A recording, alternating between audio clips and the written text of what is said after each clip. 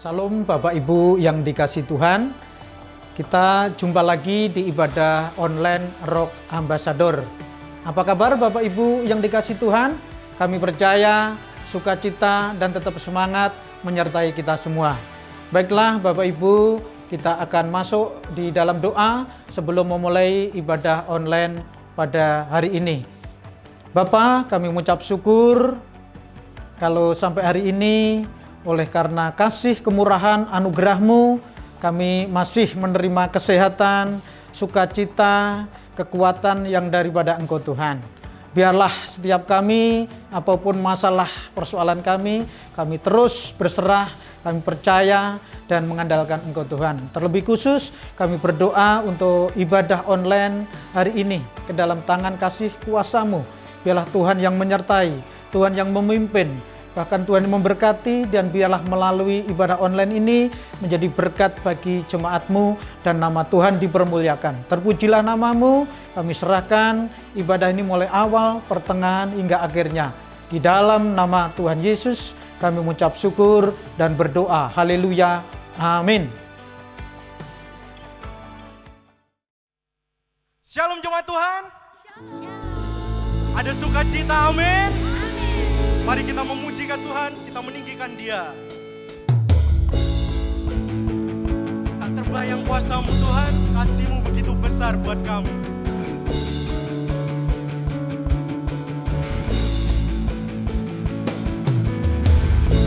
Yang kebesaran-Mu dan tak terbanding kekuatan-Mu Tuhan, Kau megah bagiku. Genap jiwa dan pengharapan ku serahkan tuh rencana-Mu Tuhan, Kau Raja atasku.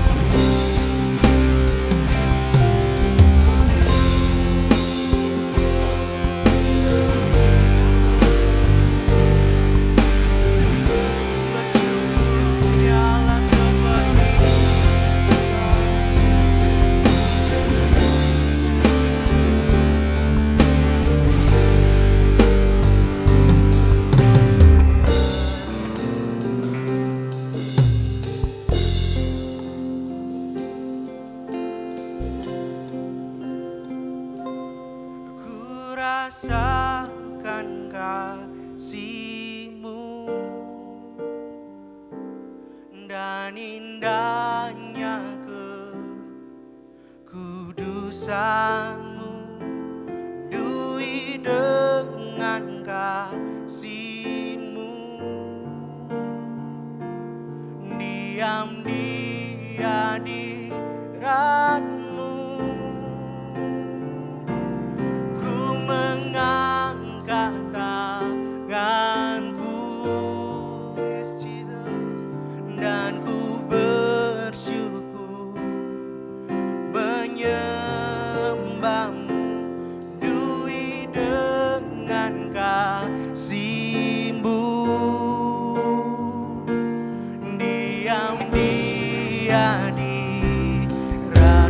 ku rasakan, oh, ku rasakan kasih-Mu dan indahnya kekudusan-Mu, penuhi dengan kasih-Mu. Diam di hadirat-Mu, ku mengangkat tanganku dan ku bersyukur menyembah-Mu, penuhi dengan kasih-Mu. Diam di hadirat-Mu, diam di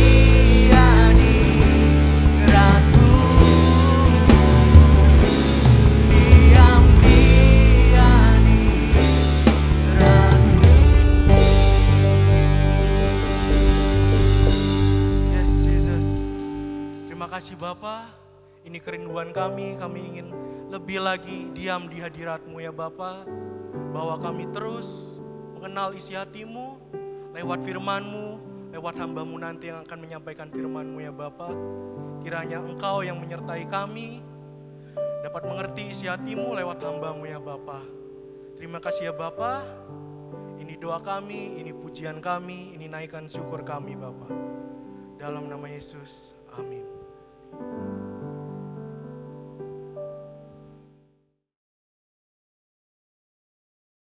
Shalom Bapak Ibu Saudara yang saya kasihi di dalam Kristus Yesus Tuhan. Pada kesempatan hari ini kita boleh mendengar kebenaran firman Allah, di mana firman Allah ini saya beri tema yaitu Tuhan memperhatikan dan memperdulikan kita. Tuhan memperhatikan dan memperdulikan kita. Kita baca dalam 1 Petrus pasal yang kelima ayat yang ke-17. Di dalam Alkitab dalam bahasa Indonesia sehari-hari disebutkan, serahkanlah segala kekhawatiran dan kesusahan saudara kepadanya, karena Ia, Bapa di sorga, selalu memikirkan dan mengawasi segala sesuatu yang berkenaan dengan saudara. Ayat yang baru kita baca adalah satu ayat penghiburan, di mana Tuhan meminta kepada kita supaya saudara dan saya menyerahkan segala kekhawatiran dan kesusahan hidup kita kepadanya. Di saat kita pada saat ini mengalami masa-masa yang sulit, kita mengalami satu masa pandemi COVID-19, dan saya banyak mendengar banyak sekali anak-anak Tuhan dan semua orang terkena imbas dengan keadaan ekonomi yang sangat menyusahkan dalam kehidupan sebagai orang yang berbisnis. Tetapi pada hari ini Tuhan memberikan satu penghiburan kepada kita, bahwa serahkanlah segala khawatirmu dan segala kesusahanmu kepada Yesus. Karena Yesus selalu memikirkan dan mengawasi segala sesuatu yang berkenaan dengan saudara dan saya. Saudaraku, sebelum saya lanjutkan firman Allah, ada satu cerita, di mana cerita ini adalah kejadian yang benar di satu negara di Armenia Utara, tanggal 7 Desember tahun 98. Terjadi satu gempa bumi yang luar biasa dengan skala Richter 6,9. Dan semua gedung bahkan ada gedung sekolah yang juga runtuh. Pada waktu gedung sekolah ini runtuh, ada seorang bapak yang sedang berlari menuju kepada gedung sekolah yang runtuh ini. Bapak ini berlari begitu kencang. Pada saat bapak ini berlari menuju gedung sekolah, bapak ini ingat setiap kata-kata yang disampaikan kepada anak-anaknya. Dia berkata kepadanya, "Hai anakku, setiap kali atau setiap hari Papa akan selalu bersama dengan kamu. Papa akan selalu mengawasi kamu." Pada waktu dia berlari sampai kepada gedung sekolah itu, apa yang terdapat saudaraku, gedung itu menjadi runtuh. Dan secara manusia sudah tidak punya pengharapan. Bahkan orang-orang yang berkata di sekitarnya berkata, semua murid-muridnya sekolah pada waktu itu pasti mati. Tetapi bapak ini begitu mengasihi anaknya, begitu memikirkan anaknya, begitu mengawasi anaknya, sehingga dia mengambil satu sikap, dia akan berusaha untuk mencari anaknya. Satu saat bapak ini melihat ada tumpukan batu-batu yang berdiri di atas gedung itu, di tanah itu. Dan bapak ini percaya bahwa masih ada yang hidup. Lalu bapak ini membongkar tanah-tanah, membongkar batu-batu. Dan orang-orang sekelilingnya berkata, "Apa yang kamu perbuat? Ini adalah perbuatan yang sia-sia." Tetapi papa ini begitu mengasihi, begitu memikirkan anaknya yang bernama Armando. 1 jam dia sudah lakukan, 2 jam sampai yang jam ke-18. Pada waktu dia membongkar, mengambil tanah-tanah runtuhan gedung sekolah ini. Dan didengarlah ada suara rintihan. Dan papa ini memanggil anaknya bernama Armando. Pada waktu papa ini memanggil nama Armando, anaknya mendengar dan berkata, "Papa, tolong aku." Saudaraku, orang tua di dunia selalu mengasihi anak-anaknya, selalu memikirkan anak-anaknya, apalagi Bapa kita di sorga. Adalah Bapa yang kita kenal di dalam nama Yesus Kristus Tuhan. Adalah Bapa yang begitu mengasihi kita. Sebagai bukti dia korbankan anaknya yang tunggal untuk menyelamatkan saudara dan saya.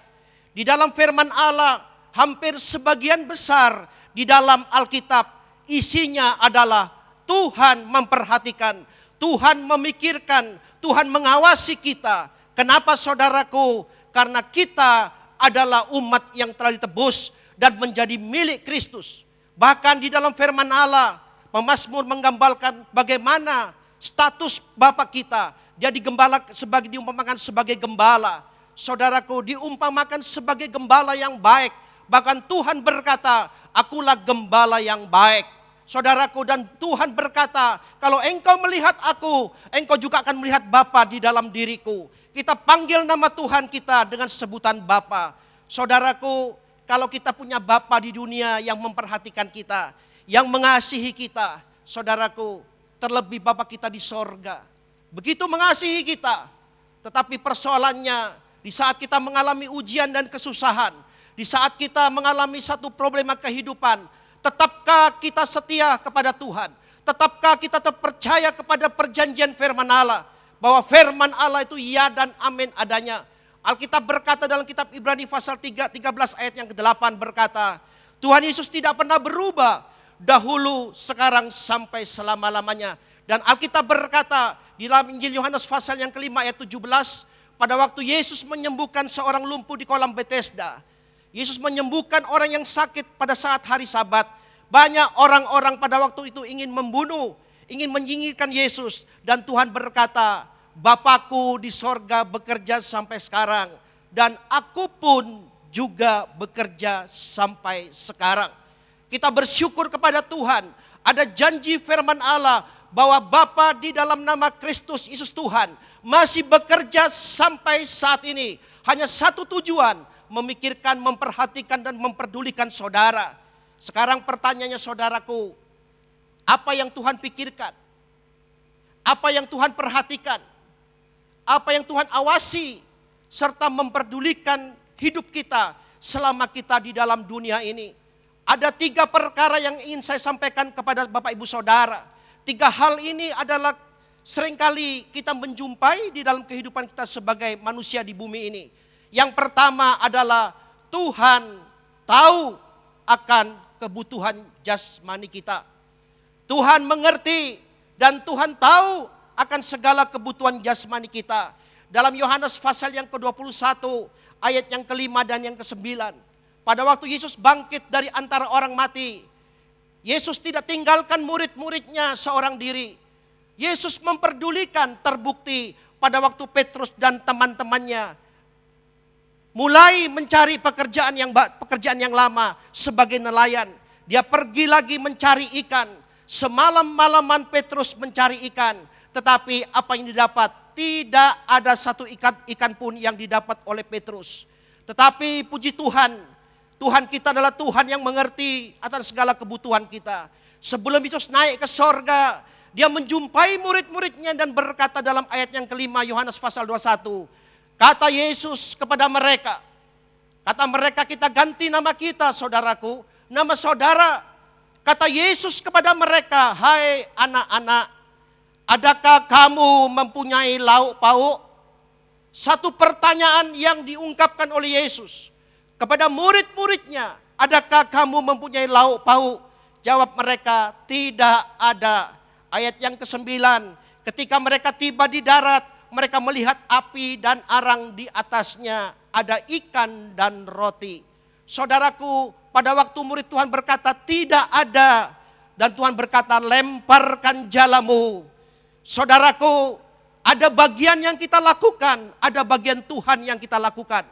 Saudaraku, bagian kita hanya taat, bagian kita adalah melakukan. Kalau kita malas, kita putus asa, maka kita tidak akan pernah melihat yang namanya mujizat. Ada bagian yang harus kita kerjakan, ada bagian Tuhan yang menjadi bagiannya untuk melakukan mujizat. Saudaraku, pada waktu murid Tuhan melaksanakan perintah Tuhan, dia seharusnya berkata, Tuhan, aku ini seorang nelayan, aku ini adalah pakarnya perikanan. Kamu siapa Tuhan? Kok enak-enak lemparkan jala untuk mencari ikan? Ini sudah pagi Tuhan, tidak mungkin ada ikan. Tetapi murid-murid Tuhan sadar bahwa apa yang diperbuatnya itu tidak berhasil. Dia mengandalkan dan berkata kepada Tuhan, yes Tuhan, aku melakukan segala perintah yang Tuhan mau. Saudaraku, apa yang terjadi? Pada waktu murid-murid Tuhan, Petrus dan teman-temannya melemparkan jala ini, saudaraku, mujizat terjadi. Ya, murid-murid Tuhan menerima atau menangkap ikan yang begitu banyak. Bahkan saudaraku, di dalam ayat yang ke-9, pada waktu murid-murid Tuhan pergi ke darat, Tuhan sudah menyediakan roti dan ikan. Saya bertanya kepada Tuhan, berapa roti, berapa ikan yang diberikan Tuhan kepada murid-muridnya? Saya bertanya kepada Tuhan, di dalam hati saya ada satu pertanyaan, dan Tuhan memberikan hikmat kepada saya. Saudaraku, roti dan ikan yang Tuhan sediakan adalah sesuai dengan kebutuhan yang dibutuhkan oleh murid-muridnya pada waktu itu. Karena apa saudaraku? Karena murid-muridnya semalam-malaman mencari ikan tidak mendapat. Tentunya pasti lapar, dan jumlahnya ikan tidak mungkin satu, rotinya tidak mungkin satu. Kalau orangnya 3, masa roti kasih 1? Tidak mungkin. Pasti sesuai dengan kebutuhan. Hal yang penting lagi di dalam kita memenuhi segala kebahagiaan kita adalah kita harus punya hikmat pengertian antara kebutuhan dan keinginan. Seringkali kita tidak bisa memenuhi kebutuhan jasmani kita karena kita kurang bijak di dalam mengelola keuangan yang Tuhan percayakan dalam hidup kita. Kita belajar dalam kehidupan Yusuf. Mama saya sewaktu masih hidup di kota Situbondo selalu berkata kepada saya bahwa ingat Yusuf, selama kita diberkati oleh Tuhan, selama saudara dan saya mempunyai berkat keuangan, kita harus pakai berkat keuangan ini dengan hikmat yang benar. Ada bagian yang harus kita keluarkan secara kebutuhan, ada bagian yang kita harus lakukan, yaitu kita harus men-saving, memberikan tabungan, supaya pada saat-saat di masa-masa yang sulit, kita masih tidak kekurangan di dalam memenuhi kebutuhan jasmani kita. Ada kalimat yang bijak, yang bagus, yang saya pernah dapat saudaraku, demikian bunyinya. Hidup ini sederhana, yang rumit itu cara kita berpikir. Hidup itu murah, yang mahal itu gengsi kita. Hidup itu indah, yang semrawut itu pola pikir kita. Memenuhi kebutuhan hidup itu mudah, yang sulit mengontrol segala keinginan kita. Saudaraku, pada waktu saya di Jakarta, saya memasuki masa-masa pensiun. Dan ada perusahaan yang menawarkan saya untuk saya tetap tinggal di kota Jakarta. Di dalam hal ini saya mengambil satu pilihan bahwa saya harus kembali ke kota Surabaya. Karena sudah lama, hampir 9,5 tahun saya berada di Jakarta. Dan saya ingin berkumpul dengan istri dan anak-anak. Pada waktu saya mengambil sikap yang demikian, tiba-tiba saya diingatkan saudaraku tentang pekerjaan apa yang harus saya kerjakan setelah saya di kota Surabaya. Dan orang berkata bahwa kalau kamu sampai Surabaya Pak Philip, apa yang kamu kerjakan? Saya berkata bagian saya yaitu bekerja dan mencari pekerjaan. Bagian Tuhan yang melakukan mujizat. Pada waktu saya berkata kepada teman saya teringat dengan pemazmur berkata, Raja Daud berkata, dahulu aku muda, sekarang aku telah menjadi tua. Belum pernah aku melihat orang benar ditinggalkan Tuhan, anak cucunya meminta roti. Sehingga pada waktu itu tiba-tiba saya ingin mengarang sebuah lagu. Dan lagu ini mungkin bagi orang-orang yang ahli dalam nyanyian mungkin jadul. Tetapi bagi saya lagu ini menjadi rema dalam kehidupan saya. Demikian lagu itu saudaraku. Dahulu aku muda, sekarang telah tua. Tidak pernah kulihat orang benar ditinggalkan. Anak cucunya meminta roti. Karena Tuhan menetapkan langkah orang yang hidupnya berkenan kepadanya. Saudara dan saya adalah orang yang dibenarkan oleh Tuhan. Kita tidak perlu khawatir dan takut menghadapi segala badai kehidupan. Tetapi kita harus percaya bahwa selama kita diuji oleh Tuhan, percayalah kita harus percaya kepada apa yang Tuhan janjikan di dalam firman-Nya. Yang pertama, Tuhan tahu akan kebutuhan jasmani kita. Yang kedua, Tuhan turut merasakan kesusahan, kesedihan dan kegelisahan kita. Dalam Yohanes pasal 20 ayat yang ke-15a, pada waktu Yesus dikubur, ada murid Tuhan Maria Magdalena, begitu mengasihi Tuhan, wanita yang dibebaskan oleh Tuhan dari roh-roh jahat. Pada waktu dia sampai dikubur, dia tidak menjumpai tubuh Yesus yang dibaringkan di dalam kubur itu. Dan dia menangis, lalu mencari dan bertemu dengan orang atau malaikat dia bertemu. Adakah engkau telah mencuri tubuh atau jasad daripada Tuhan? Dan malaikat itu berkata, ibu yang kau cari di sini tidak ada. Lalu Tuhan berkata di dalam ayat 15a, kata Yesus kepada Maria Magdalena. Waktu saya baca ayat ini saudaraku, Tuhan, saya berterima kasih kepada Tuhan. Rupanya Tuhan tahu nama kita. Kata Yesus kepada Maria Magdalena, ganti nama Maria Magdalena saudaraku, nama saudara. Dia berkata, mengapa engkau menangis? Mengapa engkau menangis? Saudaraku, pada waktu Tuhan melihat Maria Magdalena menangis, saya percaya saudaraku, Tuhan juga turut merasakan. Di dalam Ibrani 4 ayat 15, imam besar yang kita punyai bukanlah imam besar yang tidak pernah turut merasakan kelemahan kita.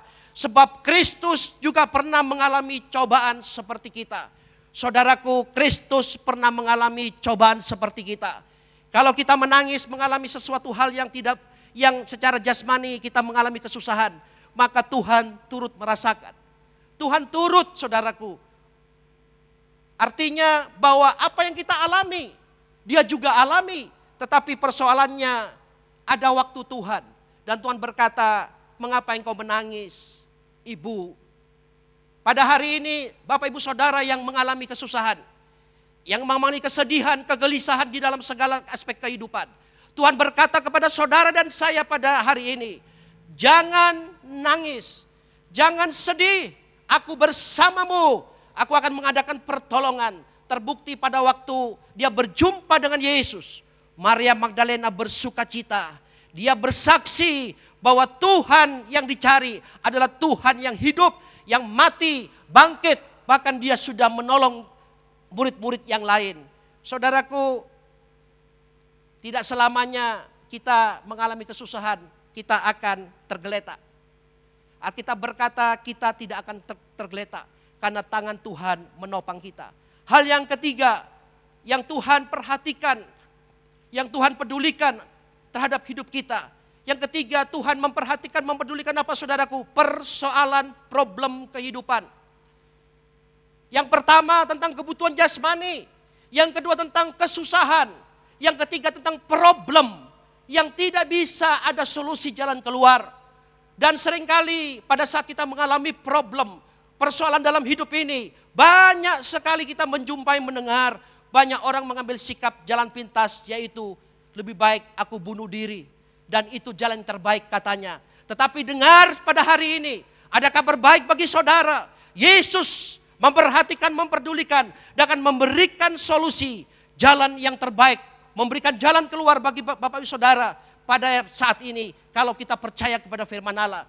Dalam Markus pasal 6 ayat yang ke-48, pada waktu Yesus telah memberi makan 5.000 orang, Yesus memerintahkan kepada murid-muridnya untuk pergi ke seberang, saudaraku. Untuk pergi ke seberang melewati danau, dan di tengah-tengah danau Alkitab berkata murid-muridnya tiba-tiba ada angin sakal sehingga murid-muridnya angkalang kabut. Di dalam ayat yang ke-48 berkata, ketika Yesus melihat betapa payahnya, betapa susahnya murid-muridnya mengatasi badai sakal itu. Mereka mendayung karena angin sakal. Maka kira-kira jam 3 malam, Yesus datang, saya garis bawahi. Yesus melihat dan datang, hendak menolong mereka. Saudaraku, kita bersyukur kepada Tuhan kalau kita mempunyai Tuhan yang memperhatikan kita. Saya bertanya kepada Tuhan, kenapa Tuhan jam 3 malam? Kenapa pada waktu murid-muridnya mengalami sesuatu hal yang tidak baik, sesuatu hal yang sulit untuk mendayung pergi ke seberang? Kenapa Tuhan tidak langsung tolong? Rupanya saudaraku, Tuhan tidak langsung bertindak. Bukan berarti Tuhan membiarkan kita, tetapi Tuhan ingin supaya kita berseru kepada nama Yesus. Saya percaya saudaraku, pada waktu murid-muridnya mengalami badai sakal, dia tidak bisa berbuat apa-apa. Murid-murid Tuhan itu jagonya di pantai, jagonya di tengah laut. Tetapi pada waktu mengalami badai sakal saudaraku, murid-murid Tuhan tidak bisa berbuat apa-apa. Dan saya bertanya, apa yang disebutkan oleh murid-murid Tuhan pada waktu itu? Saya percaya murid-murid Tuhan akan berkata, Yesus tolong saya. Yesus tolong saya. Saudaraku, selama kita mengalami problem kehidupan, saudara dan saya memanggil nama Yesus. Dan saya percaya kalau kita panggil nama Yesus, nama Yesus itu berkuasa. Dia akan hadir di saat kita membutuhkan, tepat pada waktunya. Kira-kira jam 3 malam, Yesus datang, saudaraku. Puji Tuhan, dan apa yang terjadi? Murid-muridnya mengalami pertolongan Tuhan. Selama kita hidup dalam dunia ini, kita dibatasi dengan jam dan waktu. Ada batas waktu yang Tuhan tentukan dalam dunia ini. Dan saya percaya dalam kitab Pengkhotbah pasal 3, untuk segala sesuatu apapun yang ada di kolong langit ini, ada masa dan waktunya. Kita harus imani problem yang kita alami, ada masa dan waktunya. Dan kita akan melihat pertolongan Tuhan dalam hidup kita. Saya banyak mengalami pertolongan Tuhan. Walaupun secara proses problem yang saya alami, Tuhan izinkan, Tuhan biarkan supaya saya berseru kepada Tuhan. Dan saya panggil nama Tuhan, Yesus tolong saya. Saudaraku, Sadrak, Mesak, Abednego di dalam kitab Daniel, dia berkata, jikalau Tuhan tidak menolong aku tidak akan menyembah patung yang Tuhanku dirikan. Jikalau Tuhan tidak menolong aku tetap percaya kepada firman Allah. Ada waktu yang Tuhan akan tentukan dalam hidupnya. Pasti pertolongan Tuhan datang. Waktu saya baca ayat ini saudaraku, Sadrak, Mesak, Abednego, Hanaya, Misael, dan Asaria. Waktu diikat tangannya, saya membaca, dia tidak ada pertolongan Tuhan. Waktu dibawa ke tempat dapur api yang dipanaskan 7 kali, belum ada pertolongan Tuhan. Tetapi pada waktu Sadrak, Mesak, Abednego dilemparkan ke dalam dapur api, di sanalah pertolongan Tuhan ada. Seketika Tuhan itu hadir, dan apa yang terjadi? Raja berkata, bukankah 3 orang yang kita lempar ke dalam dapur api? Saya menyumpai ada seorang yang begitu luar biasa, yang wajahnya seperti dewa. Dan Alkitab mencatat, pada waktu Sadrak, Mesak, Abednego dikeluarkan dari dapur api, tidak ada bau hangus. Saudaraku, kalau Sadrak, Mesak, Abednego ditolong Tuhan, kalau murid-murid Tuhan ditolong oleh Tuhan, saya percaya saudara adalah umat yang menjadi milik Kristus. Dan saudara adalah biji mata Tuhan, dan saudara berharga. Dalam 1 Korintus 10 ayat 13, pencobaan. Kenapa tidak ada satu kalimat pencobaan, tetapi pencobaan. Rupanya dalam hidup ini, setelah selesai pencobaan yang pertama, ujian yang pertama kita sudah selesai lulus, ada ujian lagi yang kedua. Saudaraku, selama kita hidup dalam dunia ini, kita akan naik terus melalui pencobaan-pencobaan. Pencobaan-pencobaan yang saudara dan saya alami ialah pencobaan biasa, yang tidak melebihi kekuatan kita sebagai manusia. Sebab Allah itu setia, karena Ia tidak akan membiarkan kamu dicobai melampaui kekuatan kamu. Pada waktu kamu, saudara dan saya, dicobai Yesus, Yesus akan memberikan kepadamu jalan keluar. Puji Tuhan saudaraku, kita mempunyai Allah yang hidup, kita mempunyai Allah yang mengerti, kita mempunyai Tuhan yang mempedulikan kita. Dan pada saat kita sudah tidak bisa berbuat apa-apa, tangan Tuhan menopang kita, sehingga Dia berkata, mana tanganmu? Dan Tuhan akan angkat tangan kita, sehingga kita berkata, puji Tuhan, semua karena Tuhan. Saudaraku, firman Allah tidak saya panjangkan, jadi berkat dalam kehidupan kita. Tema firman Allah berkata, Tuhan memperhatikan dan memperdulikan kita. Ada 3 hal yang kita sudah sampaikan. Yang pertama, Tuhan tahu akan kebutuhan jasmani kita. Tetapi jangan kita menjadi orang yang pemalas. Kita harus rajin bekerja. Dan yang kedua, saudaraku, kita harus mempunyai hikmat dalam hidup ini, untuk kita mengerti mana yang harus kita keluarkan, mana yang harus kita saving. Yang kedua, Tuhan turut merasakan kesusahan dan kesedihan. Kalau kita susah, tidak usah saudaraku susah yang berlarut-larut. Nyanyi aja puji Tuhan, nyanyi aja, maka ada sukacita. Yang ketiga, Tuhan tahu persoalan problem kehidupan kita. Di saat kita mengalami jalan buntu, Tuhan akan memberikan jalan keluar. Firman Allah menjadi berkat bagi Bapak Ibu Saudara, khususnya bagi saya yang menyampaikan kebenaran firman Allah. Saya menyampaikan kebenaran firman Allah untuk saya hidupi firman Allah ini, supaya saya menjadi berkat di mana saya berada, dan nama Kristus ditinggikan di atas segala-galanya. Mari kita berdoa. Terima kasih Bapa di dalam sorga buat firman-Mu yang sudah hamba-Mu sampaikan pada hari ini. Dan kami percaya dengan keterbatasan, hikmat dan kata-kata yang hamba-Mu sampaikan. Tetapi kami percaya Roh Kudus, Engkau tidak pernah terbatas untuk menerangkan lebih dalam lagi arti daripada firman Allah, sehingga orang yang mendengar boleh mengalami kekuatan, boleh mengalami penghiburan dan pertolongan dari Tuhan. Terima kasih Bapa, sebentar kami akan menyelesaikan dalam ibadah ini, dan kami percaya sebelum kami pulang, sebelum kami menutup acara ini, hamba-Mu mengangkat tangan dan memberkati. Kiranya kasih karunia daripada Allah Bapa, kasih sayang dari putranya Tuhan Yesus Kristus, dan kuat kuasa dan persekutuan Roh Kudus boleh menyertai kita sampai Tuhan datang pada kali yang kedua, di dalam nama Bapa, Putra dan Roh Kudus, yaitu Tuhan Yesus Kristus. Yang percaya katakan amin. Saya percaya saudara diberkati oleh kebenaran firman Tuhan. Nah, sebelum ibadah ini selesai, ada beberapa catatan pelayanan yang kami ingin informasikan kepada Bapak Ibu Saudara. Yang pertama, ada Ambassador Online Service setiap hari Sabtu jam 5 sore. Kemudian yang kedua ada Suara Pengharapan, yaitu setiap hari Selasa dan Kamis juga jam 5 sore. Dan Renungan Harian Kingsword setiap hari Senin sampai Minggu. Bapak Ibu bisa ikuti itu di YouTube, Facebook, Instagram, Rock Ambassador. Pastikan Bapak Ibu Saudara kita ikuti ibadah, kita join di minggu depan. Tuhan memberkati.